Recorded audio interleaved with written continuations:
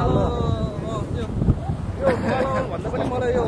अगाडिको होइन यो पोखरीभित्र चाहिँ यसो मन पर्यो त्यहाँभित्र चाराना जति भयो यो खोलाभित्र हजुर समुद्रभित्र नै घर बनाउनु छु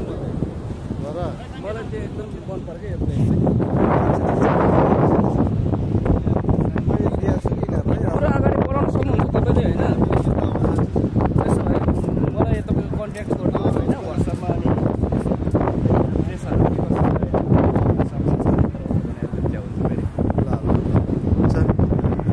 आज हामी